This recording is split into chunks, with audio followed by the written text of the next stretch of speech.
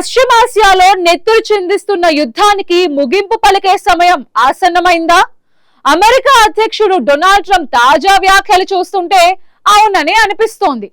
White house లో జరిగిన Easter వేడుకల సందర్భంగా ట్రంప్ ఇరాన్ తో యుద్ధాన్ని ముగించాలని తాను నిర్ణయించుకున్నట్టు ప్రకటించారు.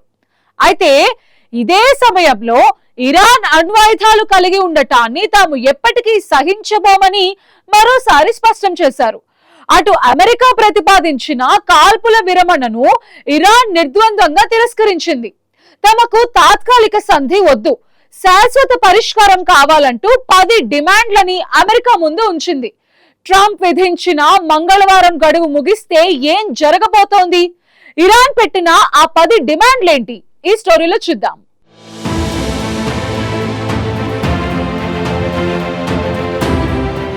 పశ్చిమాసియాలో మంటలెగిసి పడుతున్న యుద్ధ వాతావరణం మధ్య ప్రపంచ రాజకీయాల్లో మరో కీలక మలుపు తిరుగుతున్న సంకేతాలు కనిపిస్తున్నాయి.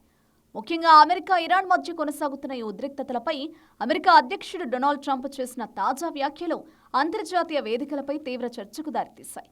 ఈ యుద్ధాన్ని త్వరలోనే ముగించాలని తాను నిర్ణయించుకున్నారని ప్రకటించిన ట్రంప్ అదే సమయంలో ఇరాన్ అణ్వాయుధ సామర్థ్యాన్ని పూర్తిగా నిర్మూలించకపోతే వెనక్కి తగ్గేది లేదని స్పష్టం చేశారు. ఒకవైపు శాంతి సంకేతాలు, మరోవైపు కఠిన హెచ్చరికలు. ఈ రెండు విభిన్న సందేశాల మధ్య అమెరికా వ్యూహం ఏ దిశగా సాగుతుందన్నది ఇప్పుడు ప్రపంచానికి పెద్ద ప్రశ్నగా మారింది. వైట్ హౌస్లో నిర్వహించిన ఈస్టర్ కార్యక్రమంలో మీడియాతో మాట్లాడిన ట్రంప్ ఈ యుద్ధం చాలా త్వరగా ముగిసే అవకాశం ఉందని ఆశాభావం వ్యక్తం చేశారు. అయితే అదే సమయంలో మనకు ఎన్నో ప్రత్యామ్నాయాలు ఉన్నాయి అంటూ వ్యాఖ్యానించడం ద్వారా అవసరమైతే యుద్ధాన్ని మరింత తీవ్రతరం చేసే అవకాశాన్ని కూడా పరోక్షంగా సూచించారు. ఇరాన్ అణ్వాయుధాలు సంపాదించడాన్ని ఎట్టి పరిస్థితుల్లోనూ అనుమతించబోమని ఆయన మరోసారి స్పష్టం చేశారు. ఒక ఉన్మాది చేతిలో అణ్వాయుధాలు ఉండకూడదు అంటూ ఆయన చేసిన వ్యాఖ్యలు ఇప్పుడు ప్రాధాన్యత సంతరించుకున్నాయి.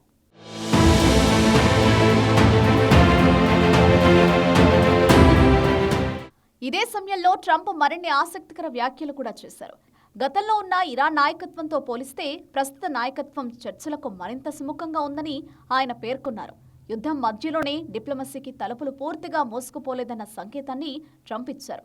ఇటీవల ఇరాన్ నుంచి ఒక ప్రతిపాదన తమ ప్రభుత్వానికి చేరిందని ట్రంప్ వెల్లడించారు. అయితే ఆ ప్రతిపాదన యుద్ధం ముగింపునకు సరిపోదని ఆయన అభిప్రాయం వ్యక్తం చేశారు. అయినప్పటికీ దాన్ని ఒక ముఖ్యమైన ముందడుగుగా పేర్కొన్నారు. భవిష్యత్తులో చర్చలకు అవకాశం ఉందని ఆయన సూచించారు. ఇక మరోవైపు అమెరికా ప్రతిపాదించిన కాల్పుల విరమణను ఇరాన్ తిరస్కరించడం ఈ సంక్షోభాన్ని మరింత క్లిష్టంగా మార్చింది. పాకిస్తాన్ ద్వారా తమ నిర్ణయాన్ని అమెరికాకు ఇరాన్ అధికారిక వార్తా సంస్థ ఇస్లామిక్ రిపబ్లిక్ న్యూస్ ఏజెన్సీ తెలియజేసినట్లు తెలుస్తోంది.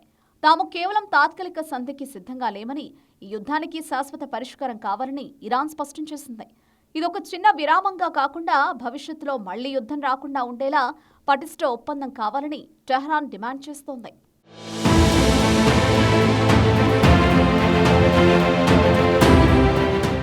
ఈ నేపథ్యంలో ఇరాన్, అమెరికా ముందుంచిన డిమాండ్లు కూడా ప్రాధాన్యం సంతరించుకున్నాయి.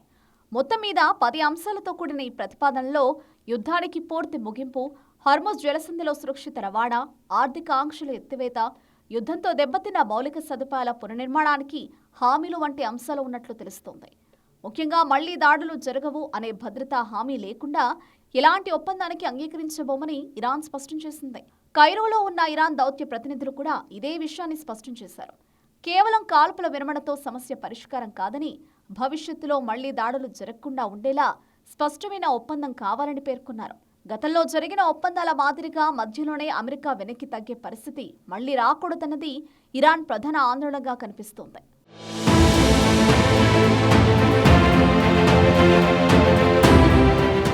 ఇదిలా ఉంటే ట్రంప్ గడువు విధానం మరోసారి ఉద్రిక్తతలను పెంచుతోంది. డెడ్లైన్ తర్వాత ఎలాంటి గడువు పొడిగింపు ఉండదని ఆయన స్పష్టం చేశారు. అవసరమైతే ఇరాన్ మౌలిక సదుపాయాలపై భారీ దాడులు చేస్తామని హెచ్చరించారు. ఒక్క రాత్రిలోనే ఇరాన్ను మట్టుబెట్టగలం అనే వ్యాఖ్య ఆయన యుద్ధ ధోరణిని మరింత స్పష్టంగా చూపిస్తోందని విశ్లేషకులు చెబుతున్నారు. ఇదే సమయంలో శత్రు దేశ భూభాగంలో చిక్కుకున్న అమెరికా పైలట్లను రక్షించిన ఆపరేషన్లను ప్రస్తావిస్తూ అమెరికా సైనిక శక్తిని ప్రపంచానికి గుర్తు చేశారు. అయితే ఈ వ్యాఖ్యలు ఒకవైపు చర్చల ఆశను పెంచుతుండగా మరోవైపు యుద్ధ మేఘాలను మరింత కమ్మిస్తున్నాయి. ఇరాన్ ఇప్పటికే కాల్పుల విరమణను తిరస్కరించడంతో రెండు దేశాల మధ్య నమ్మకం స్థాయి చాలా తక్కువగా ఉంది. ఈ పరిస్థితిలో చిన్న పొరపాటు కూడా పెద్ద ఘర్షణకు దారితీసే అవకాశం ఉందని నిపుణులు హెచ్చరిస్తున్నారు.